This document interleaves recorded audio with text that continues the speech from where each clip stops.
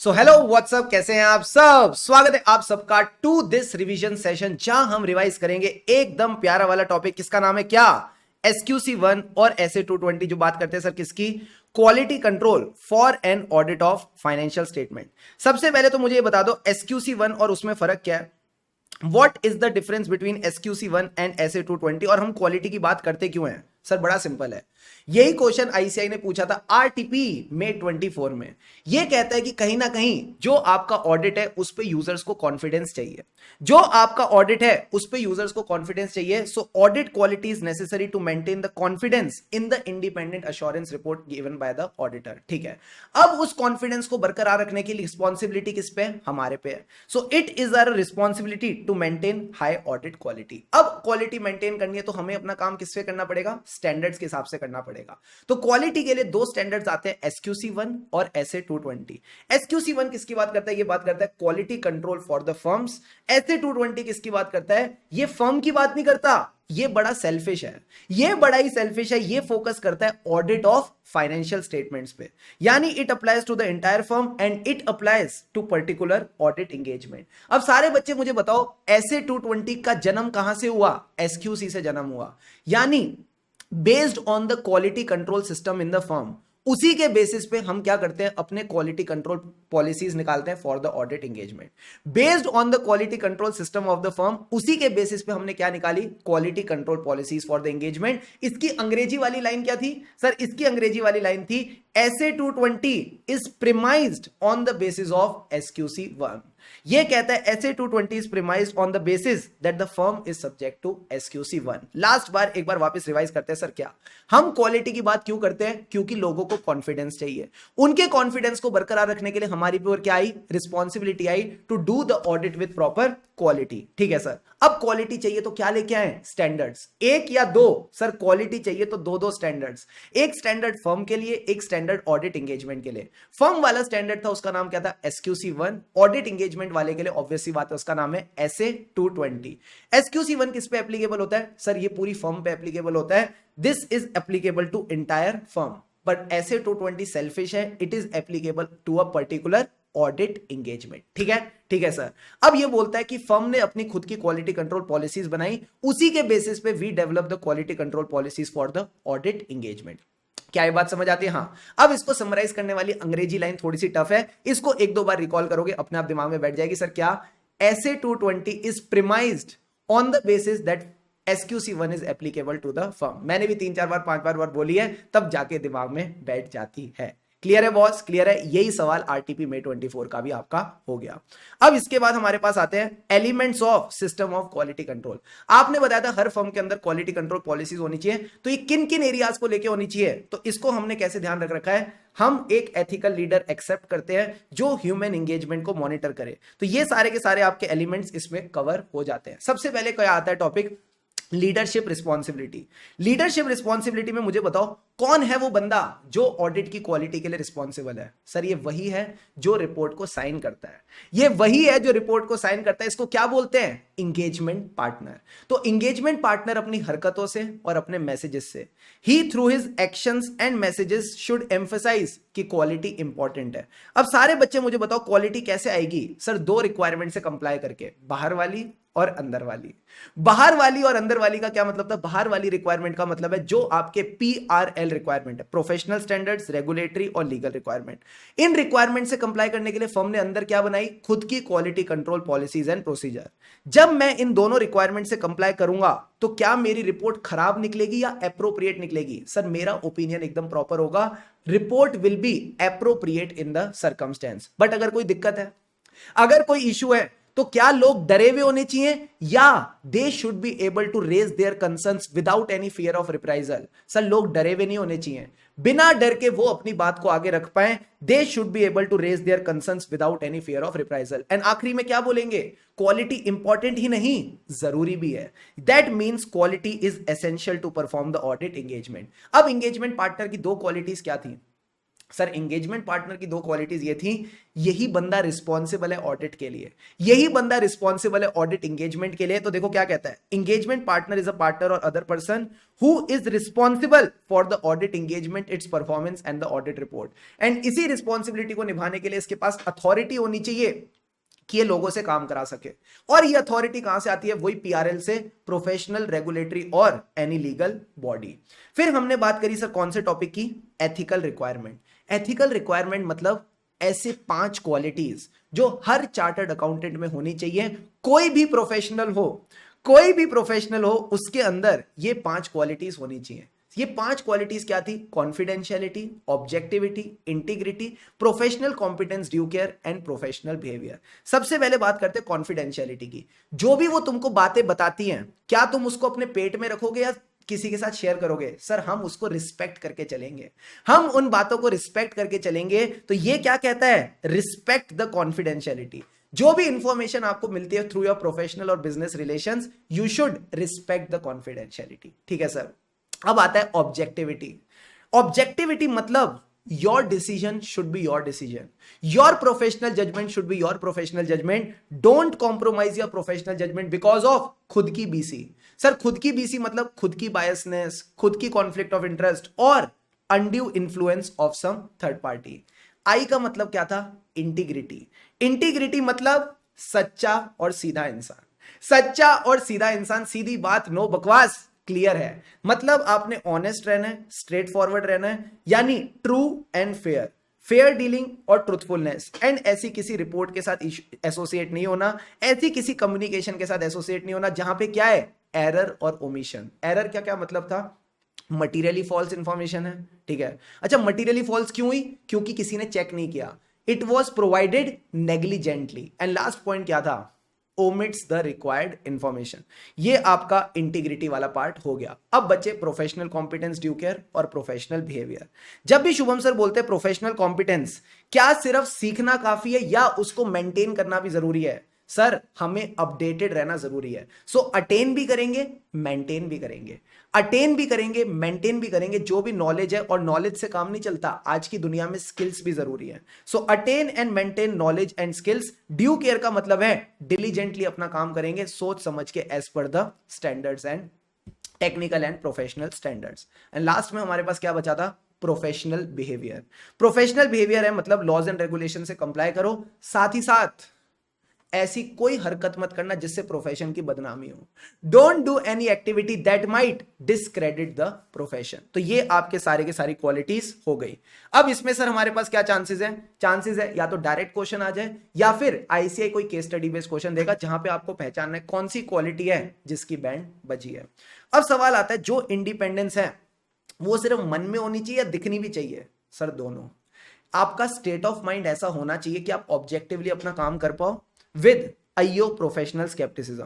तो ये कहता है आपका स्टेट ऑफ माइंड प्रॉपर होना चाहिए, that you are able to do your work objectively with integrity, with basically state of mind should be that you should be able to act with independence with IO professional skepticism. IO means integrity, objectivity and professional skepticism. जब मैं बोलता हूं independence of appearance, appearance किसको ध्यान में रख के बोला जाता है, किसी भी थर्ड पार्टी को। सो अवॉइड एनी एक्ट और सर्कमस्टेंस, ऐसे कोई भी फैक्ट्स और सर्कमस्टेंसेस को अवॉइड करना जिससे किसी थर्ड पार्टी को लगे आपने अपना इंडिपेंडेंस को कॉम्प्रोमाइज कर दिया है या आपने अपने आईओ प्रोफेशनल स्केप्टिसिज्म को कॉम्प्रोमाइज कर दिया। यही कीवर्ड्स बार बार यूज होते हैं। ठीक है, सो अवॉइड एनी फैक्ट्स और circumstance that third party concludes that your आईओ professional scepticism has been compromised. ठीक है, ठीक है सर। तो ये दो बेसिक बातें आपने ध्यान रखनी है। अब आता है हमारा फेवरेट टॉपिक कि इन इंडिपेंडेंस पे क्या थ्रेट्स आ सकते हैं। हाँ, what were the threats that we discussed. साफी, साफी का क्या मतलब था, self interest threat, self review threat, advocacy threat, familiarity threat, intimidation threat. अब हर थ्रेट की फील्ड में जाते जाना आसानी से बातें रिकॉल होती जाएंगी। सबसे पहले सेल्फ इंटरेस्ट की बात करते हैं। कौन सा इंटरेस्ट है, पर्सनल इंटरेस्ट है, नहीं फाइनेंशियल इंटरेस्ट है।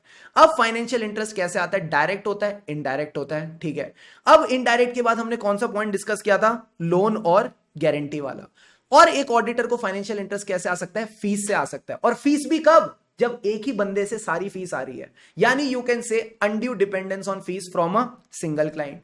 या फिर आपकी फीस और कौन सी थी, कंटिजेंट फीस थी, जैसा ओपिनियन दोगे वैसी फीस मिलेगी। तो अगर फीस वाले चोचले हैं तो इसको क्या कहा जाता है, सेल्फ इंटरेस्ट थ्रेट कहा जाता है। और इसमें कौन कौन से पॉइंट्स हो सकते हैं सर, इसके अलावा आपने दो मिसलेनियस पॉइंट्स बताए थे, कोई बिजनेस का रिश्ता चल रहा है हमारा उनके साथ, या फिर उसने कहा है वो आपको एम्प्लॉयमेंट दे देगा। तो ये आपने दो अलग से पॉइंट्स ध्यान में रख के चलने थे।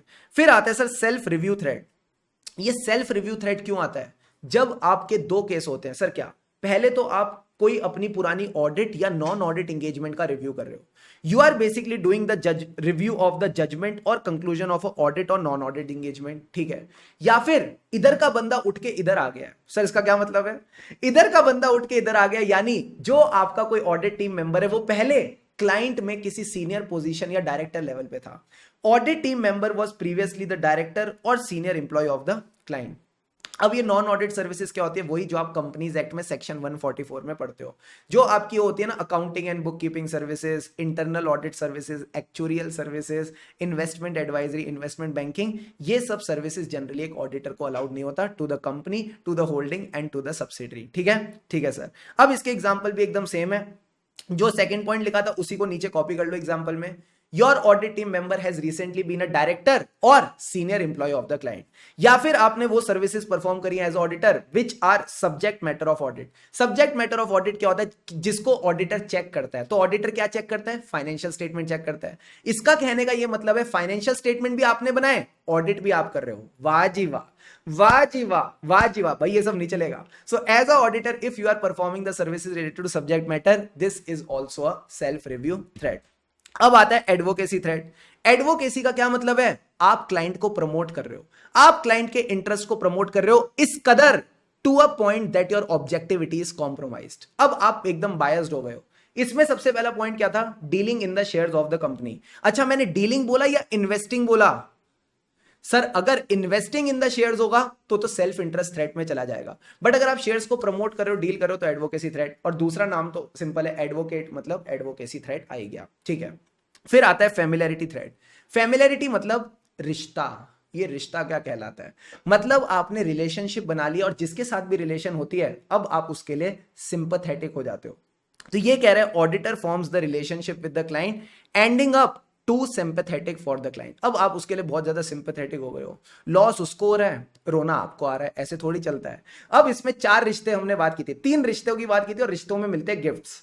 तीन रिश्ते कौन कौन से थे, खून का रिश्ता मतलब personal relationship with the client, ठीक है।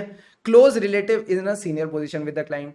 दूसरा क्या था, फर्म का रिश्ता, आपका कोई पुराना पार्टनर अब क्लाइंट का सीनियर एम्प्लॉय या डायरेक्टर है। तीसरा क्या था, टाइम का रिश्ता, long association with the client. And चौथा था, आपको क्लाइंट से गिफ्ट्स और हॉस्पिटैलिटी मिल रही है। कम ऑन, क्लियर है बॉस, क्लियर है सर। उसके बाद आता है इंटिमिडेशन थ्रेट। इंटिमिडेशन थ्रेट क्या था, मैंने कहा इंटिमिडेशन थ्रेट था सामने वाला ना आपको डरा रहा है और रोक रहा है। डरा के रोकने को क्या बोलते हैं, deterred. You are deterred from acting objectively, ठीक है, विदाउट प्रोफेशनल स्केप्टिसिज्म। इसके दो पॉइंट डिस्कस किए थे। थ्रेट, वो आपको थ्रेटन कर रहा है कि मैं तेरे को निकाल दूंगा या तेरे पे केस कर दूंगा। So threatened over replacement, threatened over litigation. And last point क्या था, जैसे ही थ्रेट क्रिएट हुआ आपको प्रेशर आ गया। सर प्रेशर का क्या मतलब है, pressure to disproportionately reduce the work. Pressure to disproportionately reduce the work, क्यों, क्योंकि आपकी फीस कम करी है। तो तीन पॉइंट ध्यान रखेंगे सर, क्या, सबसे पहले थ्रेट निकाल दूंगा या केस कर दूंगा, एंड उसके बाद प्रेशर आ गया to reduce the work in response to reduced audit fees. सारे बच्चे पानी के 2 घूंट लगाओ, then let's talk about the safeguards. आ जाओ।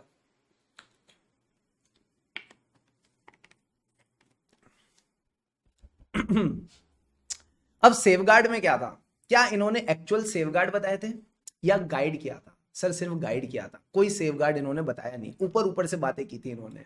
तो ये जो ऊपर ऊपर से बात थी इसमें इन्होंने बस बोला था तुम इंडिपेंडेंट रहो बेटा जी, तुम इंडिपेंडेंट रहो, be and appear to be independent, ठीक है सर। इंडिपेंडेंट रहने के लिए क्या चाहिए, चाबी चाहिए। चाबी का क्या मतलब था, की फंडामेंटल प्रिंसिपल्स, अयो प्रोफेशनल स्केप्टिज्म। तो जो मैंने बात आपको इंडिपेंडेंस में ऊपर सिखाई थी ना, इंडिपेंडेंस ऑफ माइंड और अपीयरेंस, वही आईओपीएस आपने यहां पे यूज करना है। तो सबसे पहले be and appear to be independent. अगर इंडिपेंडेंट रहना तो क्या चाहिए, चाबी चाहिए, की फंडामेंटल प्रिंसिपल्स आईओपीएस। अब इसके बाद आप अपने फ्लो में आ जाओ। सर फ्लो क्या था, कोई भी काम एक्सेप्ट करने से पहले देखो कोई थ्रेट तो नहीं है। अगर थ्रेट है तो काम एक्सेप्ट मत करो या फिर उसके लिए सेफ गार्ड लगाओ। बट सर अगर हम सेफ गार्ड नहीं लगा पा रहे तो एक्सेप्ट मत करो, then in that case don't accept the work. ठीक है, तो ये 5 पॉइंटर आपने बस बात ध्यान रखनी है सर। क्या? Be and appear to be independent. इसके लिए जो चाहिए चाबी उसको बोलते हैं आईओपीएस। ठीक है, की fundamental principles, integrity, objectivity, professional, scepticism. फिर ये कहता है फ्लो में आ जाना, कोई भी काम एक्सेप्ट करने से पहले देखो कोई थ्रेट तो नहीं है। अगर थ्रेट है तो काम एक्सेप्ट मत करो या फिर सेफ गार्ड लगाओ। बट अगर सेफ गार्ड भी नहीं लगा पा रहे then in that case don't accept the work. ये बात आपको हमने सिखाई। ठीक है बॉस? ठीक है सर। इसके बाद हमने एक टॉपिक डिस्कस किया, इंडिपेंडेंस। इंडिपेंडेंस को लेकर आपने क्या सीखा था सर? इतना सीखा था कि एक एंगेजमेंट टीम मेंबर को अपने आप नहीं पता चलेगा इंडिपेंडेंट रहना है, फर्म को बताना पड़ेगा, फर्म को कम्युनिकेट करनी पड़ेगी इंडिपेंडेंस रिक्वायरमेंट। ठीक है, अब फ्लो में चलना। कुछ सर्कमस्टेंसेस और रिलेशनशिप्स है जो थ्रेट्स क्रिएट करते हैं। फिर उसके बाद एक और चीज कौन सी क्रिएट करती थी थ्रेट? सर वो होता है ना, वो फेशियल से पहले लगाते हैं। क्या लगाते हैं फेशियल से पहले? क्रीम? नहीं सर, क्रीम के अलावा भी कुछ होता है जिसको बी से बोलते हैं, ब्लीच। ब्लीच नहीं सर, वो वैसे ही कुछ था, ब्रीच था। हाँ ब्रीच। तो हम बात कर रहे थे ब्रीच की, राइट? तो ये कहता है सर्कमस्टेंसेस और relationships which create threats, breach of independence which create threats. मैंने कहा थ्रेट्स है तो क्या हुआ? सेफ गार्ड लगाओ, कोई एक्शन लो। एक्शन 2, पहले तो एलिमिनेट करो थ्रेट को, अगर एलिमिनेट नहीं होता तो रिड्यूस करो, और अगर रिड्यूस भी नहीं हो रहा तो विड्रॉ करके चला जाओ। नलायक ब्लीच ब्लीच लिख रहे हैं। ठीक है, तो आपने ध्यान रखना इंडिपेंडेंस की रिक्वायरमेंट बताएंगे। फिर थ्रेट्स वाले 2 पॉइंट। थ्रेट्स वाले 2 पॉइंट कहते हैं circumstances create threats, breach creates threat. Threat के हटाने के लिए हमने एक्शन लिया, एक्शन से क्या किया? Eliminate the threat, reduce the threat, और दूसरा ऑप्शन क्या है? चुपचाप विड्रॉ करके निकल जाओ। अब इसमें आपने बस 2 छोटी छोटी बातें ध्यान रखनी है सर। क्या?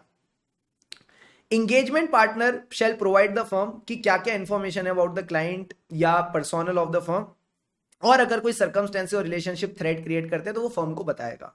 इसी तरह अगर कोई ब्रीच ऑफ इंडिपेंडेंस हो जाती है, ब्रीच का क्या मतलब है? आपने कोई फर्म की पॉलिसी के साथ कॉन्ट्रावेंशन कर दिया, तो उसके बारे में भी आप फर्म को प्रॉम्प्टली बताओगे। ये 2 बेसिक बातें बस आप रीड करके चलोगे। ठीक है, इंश्योर करना है फर्म की सारी इंडिपेंडेंस रिक्वायरमेंट से कंप्लाई हो। अच्छा एक बात बताओ, जो हमको रिटर्न कंफर्मेशन देनी है इंडिपेंडेंस को लेके, क्या मुझे रोज रोज देनी है कि मैं इंडिपेंडेंट हूं, मैं आज आ गया मैं आज भी इंडिपेंडेंट हूं, या मुझे मंथली बेसिस पे देनी है?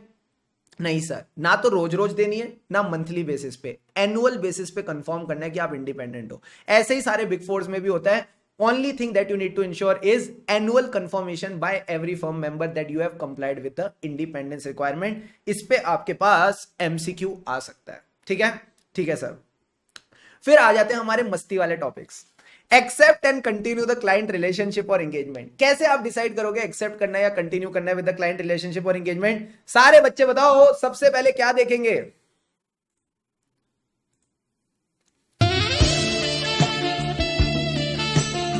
Man will be man, man will be man, man will be man. Sir man will be man का क्या मतलब है? सबसे पहले हम देखेंगे सेकी। सेकी का क्या मतलब था? मैंने कहा सेकी का मतलब है, अब इस टॉपिक को ज्यादा दिल पे मत लेना, दिमाग पे समझना। सबसे पहले significant matters which arose in the previous और करंट ईयर ऑडिट एंगेजमेंट। इसके बाद क्या देखेंगे? E for ethical requirement. Ethical requirement का क्या मतलब है? क्या हमारी जो एंगेजमेंट टीम है, जो हमारी फर्म के बाकी पर्सोनल है, वो कंप्लाई कर पाएंगे विद द एथिकल रिक्वायरमेंट। फिर सर सी से क्या था? मैंने कहा सी का मतलब था CCTR। CCTR का क्या मतलब था? Competence, capabilities, time and resources. क्योंकि सिर्फ एथिक्स से काम तो नहीं चलता, आपको काम आना भी तो चाहिए एज ऑडिटर। हाँ, तो ये कहता है आपने यहां पे कॉम्पिटेंस, कैपेबिलिटी, टाइम और रिसोर्सेज भी देखने हैं। एंड लास्ट में आपका क्लाइंट भी एकदम अच्छा सज्जन व्यक्ति होना चाहिए, यानी इंटीग्रिटी ऑफ द क्लाइंट, उसके बदमाश, ओनर्स, मैनेजमेंट और TCWG। अब सवाल आता है इंटीग्रिटी कैसे देखेंगे सर? अब सवाल आता है इंटीग्रिटी कैसे देखेंगे? तो मैंने कहा इंटीग्रिटी देखने के लिए आपने बस राहुल की कहानी ध्यान रखनी है। Reputed Rahul proposed Anjali. अंजलि को उसकी नेचर में 3 गड़बड़े मिली थी। क्या? एटीट्यूड बड़ा था, अग्रेसिव भी बड़ा है, और क्या था दिक्कत? लॉन्ड्री का बिजनेस है। कौन सी लॉन्ड्री? मनी लॉन्ड्रिंग का बिजनेस है। ठीक है, एंड इसी वजह से उसको चीजें बड़ी इनएप्रोप्रिएट लगी थी। तो रेप्यूटेड का क्या मतलब है? Reputation of the client. अगर बड़ा डिसरेप्यूटेड क्लाइंट है एक्सेप्ट मत करो। उसके बाद क्या था? Proposed, reason for the proposed appointment of the firm and non reappointment of the previous firm. आपको क्यों अपॉइंट किया जा रहा है और पुरानी वाली को क्यों नहीं करा जा रहा? क्या पता पुरानी वाली मॉडिफाइड ओपिनियन देती हो। हाँ सर। फिर उसके बाद था nature, nature of the clients operation. क्या धंधा है? चरस और गांजे का धंधा तो नहीं कर रहे, अगर कर रहे तो मत एक्सेप्ट करना। फिर उसके बाद क्या था, अगला पॉइंट क्या था, अरे अगला पॉइंट क्या था, मैंने कहा अगला पॉइंट था एटीट्यूड, किसको लेके, अकाउंटिंग स्टैंडर्ड्स और इंटरनल कंट्रोल्स। फिर अग्रेसिवनेस, अग्रेसिवनेस किसको लेके कि आपकी फीस कम से कम रखने ताकि, और उसको क्वालिटी ऑफ ऑडिट से फर्क नहीं पड़ता। फिर मनी लॉन्ड्रिंग का क्या मतलब था, whether the client is involve in money laundering. And last में inappropriate limitation on the scope of work, क्या आपके स्कोप ऑफ वर्क पे आपको एविडेंस लेने से कहीं क्लाइंट रोक तो नहीं रहा, ये पॉइंट आपने कंसीडर करके चलना था। फिर सर हमने बात करी विड्रॉल फ्रॉम एंगेजमेंट, इसमें कुछ भी नहीं था। जब भी विड्रॉ करेंगे तो हमको आरओसी को बताना होता है, हमने कंपनीज एक्ट में सीखा था, प्लस हमको कंपनी को भी बताना होता है। तो ये कह रहा है कि आपको बताना है विड्रॉल के बारे में to the people who appointed you plus to the regulatory authorities. And last में क्या कहता है, जो भी पॉसिबिलिटी ऑफ विड्रॉइंग आप डिसाइड करो, क्या सिर्फ आप ऑडिट एंगेजमेंट छोड़ोगे या पूरे क्लाइंट को छोड़ोगे, यानी क्लाइंट का कोई और चीज भी आप कवर करके नहीं चलोगे। फिर हमने बात करी ह्यूमन रिसोर्स। ये ह्यूमन रिसोर्स का क्या केस था, ये ह्यूमन रिसोर्स कैसा होना चाहिए हमारा, बताना जरा, how should be the human resource in our case, evidence की तरह सफिशिएंट एंड एप्रोप्रिएट। बट यहां पे हम सफिशिएंट के बाद एप्रोप्रिएट नहीं लिखते, एप्रोप्रिएट का मतलब होता है कॉम्पिटेंट, केपेबल और सलमान भाई, competent, capable and commitment, commitment to ethical principle. उसके बाद एकदम स्टाफिंग वाले फ्लो में चलेंगे। सर स्टाफिंग वाला फ्लो क्या होता है, पहले बंदे की रिक्रूटमेंट करेंगे, फिर इवेलुएट करेंगे इसको काम आता है कि नहीं आता। इवेलुएट करेंगे मतलब क्या ये कॉम्पिटेंट है, क्या ये केपेबल है। अगर कॉम्पिटेंट केपेबल है तो इसको दो चीजें दे दो, मैंने कहा क्या, कंपेंसेशन दे दो और प्रमोशन कर दो, एंड इसके बाद इसका करियर डेवलप हो जाएगा, हो जाएगा, हो जाएगा सर। फिर हमने बात करी इंगेजमेंट परफॉर्मेंस की, ये तो फोटो से ही होगा भाई, ये तो बिना फोटो के हम कर ही नहीं सकते। आईसीआई खिचड़ी बनाए, आईसीआई आओ मेरे साथ, पानी के 2 घूंट लगाओ और चैट बॉक्स में लिखो रेडी, बस 5-10 मिनट और, उससे ज्यादा नहीं।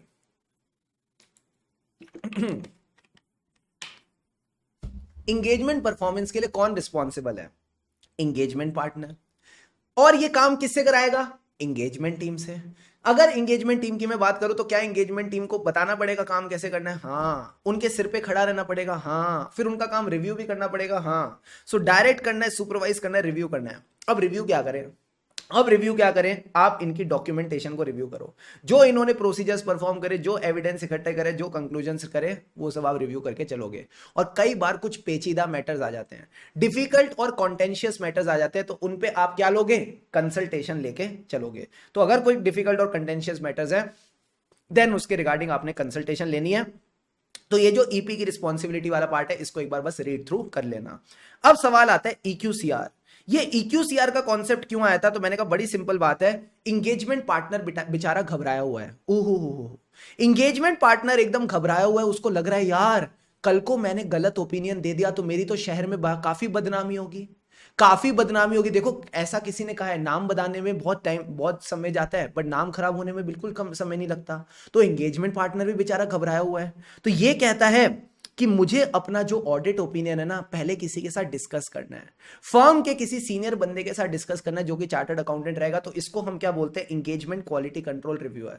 अब सर ये सबसे पहले क्या चेक करवाएगा इससे, सिग्निफिकेंट जजमेंट। ये वही है जहां पे मैनेजमेंट की भी इनहेरेंट लिमिटेशन रहती थी, तो जो सिग्निफिकेंट जजमेंट्स है वो सब चेक करवा लेगा इससे, ठीक है सर। अच्छा, चेक करवाने से क्या इसकी रिस्पॉन्सिबिलिटी कम हो जाती है, मैंने कहा द आंसर इज नो, इसकी रिस्पॉन्सिबिलिटी तो कम नहीं होती। कौन सी एंटिटीज है जिसमें ज्यादा परेशान रहेगा, लिस्टेड एंटिटीज, जहां पब्लिक का पैसा लगा हुआ है, कुछ भी ऊपर नीचे हुआ तो सारी पब्लिक के शेयर्स ऊपर नीचे हो जाएंगे। तो ये कहता है it is a compulsory thing for listed entities, बाकी एंटिटीज अपने क्राइटेरिया के बेसिस पे करवा सकती हैं चेक वगैरह, समझ गए सर। अब इसके बाद हमने बोला EQCR को लेके क्या पॉलिसीज होंगी, तो बड़ा सिंपल है, एंगेजमेंट पार्टनर पहले इसको लेके आएगा, फिर इसके साथ नॉर्मल बातें डिस्कस नहीं करेगा, सिग्निफिकेंट बातें डिस्कस करेगा, ठीक है सर। एंड लास्ट में क्या था, जब तक EQCR हो नहीं जाता ऑडिट रिपोर्ट पे साइन नहीं करेगा। Don't date the audit report until the completion of EQCR। तो पहले लेके आओ, डिस्कस करो सिग्निफिकेंट मैटर्स, और जब तक EQCR ना हो जाए तब तक आप रिपोर्ट को साइन नहीं करेंगे। Got it sir. फिर इसके बाद ये कहता है किसी के भी बीच में डिफरेंस ऑफ ओपिनियन हो, पॉलिसीज एंड प्रोसीजर के हिसाब से चलना। फिर आता है असेंबली ऑफ ऑडिट फाइल, यानी सब एंगेजमेंट टीम मेंबर्स ने अपना काम कर लिया, अब इसको फोल्डर में डालना है। कितना टाइम चाहिए फोल्डर में डालने के लिए? 60 दिन। ये कहता है 60 डेज चाहिए from the date of audit report, हम रेडी कर लेंगे। अच्छा, इसके रिगार्डिंग पॉलिसीज क्या होनी चाहिए? कौन सी जगह रखना है? कौन सी जगह का क्या मतलब था? Confidentiality, safe custody, integrity. एक बार और, कॉन्फिडेंशियलिटी, सेफ कस्टडी, इंटीग्रिटी। और ऐसी जगह मत रख देना कि एक्सेस ही ना कर पाओ, यही ना पता चले रखा कहां था, तो एक्सेस भी कर पाओ और वहां से इंफॉर्मेशन को रिट्रीव भी कर पाओ। तो पांचों चीजें होनी चाहिए, confidentiality, safe custody, integrity, plus उसको हम एक्सेस कर पाए और वहां से इंफॉर्मेशन को रिट्रीव भी कर पाए। क्लियर है बॉस? क्लियर है सर। फिर उसके बाद ये पूछता है कि इसको रिटेन कब तक करना है, कब तक हम इस फाइल को रद्दी में नहीं बेच सकते। तो ये कहता है पहले था 60 दिन, अब है 60 साल। 60 साल नहीं, 7 साल। त से त से त से त से त से तरबूज, ठीक है। तो 7 साल तक रिटेन करना है, 7 ईयर्स तक आपने इसका साथ देना है, यानी 7 years from the date of audit report तक रिटेन करेंगे, या फिर group audit report if it is issued later. अब सर एक बात बताओ, जो एंगेजमेंट डॉक्यूमेंटेशन है वो किसकी प्रॉपर्टी है? तो it is the property of the firm, जिसने काम किया उसकी प्रॉपर्टी होती है। बट अगर क्लाइंट उसमें से कुछ एक्सट्रैक्ट्स मांग रहा है, वो कह रहा है 4-5 पन्ने मेरे को भी निकाल के दे दो, तो हमारी मर्जी है, we may at our own discretion share the extract. But याद रहे, कल को आके हमारे काम पे उंगली मत उठाना। सर उंगली मत उठाना को अंग्रेजी में क्या कहते हैं? It should not undermine the validity of work perform. Plus हमारी इंडिपेंडेंस पे भी उंगली मत उठाना, और the independence of the firm in case of assurance engagement. Monitoring में बस ये चेक किया जाएगा कि जो भी आपने क्वालिटी कंट्रोल पॉलिसीज बनाई है वो तमीज से काम कर रही है कि नहीं। और आखिरी में डॉक्यूमेंट कर लो 3 टॉपिक्स लगातार। कौन कौन से 3 टॉपिक लगातार थे? एक तो आपका एथिकल रिक्वायरमेंट, इंडिपेंडेंस और acceptance and continuance of client relationships and engagement, and last में कंसल्टेशन वाला टॉपिक आप डॉक्यूमेंट करके चलोगे। तो आज हमने सर क्या सीखा? सर क्या? Just work hard in silence. Just आपने एकदम शांतिपूर्वक अपना काम करते जाना है, and let your success be your noise. जिस दिन आप अपना इंटरमीडिएट का एग्जाम क्लियर करोगे ना, हाँ, बस उस दिन अपनी जो मार्कशीट होगी, जो आपकी नीली पर्पल मार्कशीट होगी, उसको बस एक बार लिंक्डइन पे डाल देना, मजा आ जाएगा। उस दिन लोगों को पता चल जाएगा यार, यस दिस स्टूडेंट, ये जो लड़का था, ये जो लड़की थी, रोज मेहनत करती थी, रोज मेहनत करता था, एंड ये जो आप अभी अपने साथ एक डिसिप्लिन मेंटेन करके चल रहे हो ना, यही आपको इंटर स्टार बना देगा। ठीक है? ठीक है sir. So that's all for today, that's all for right now. I hope you enjoy today session. मेरी आपसे बस एक ही रिक्वेस्ट रहेगी सर, क्या? कल की क्लास से पहले जो भी आज हमने पढ़ा SQC1 ऐसे 220 में, प्लीज इसको एकदम प्रेम पूर्वक तरीके से रिवाइज कर लेना। बिकॉज क्या है ना, देखो आपने इतनी मेहनत करी, आपने 2 क्लासेस अटेंड करी हैं, दोनों क्लासेस के साथ पूरी एनर्जी लगाई है। मैं नहीं चाहता ये मेहनत वेस्ट हो, मैं चाहता हूं इस मेहनत से आप एकदम बढ़िया नंबर लाएं, and it is very important for your exams.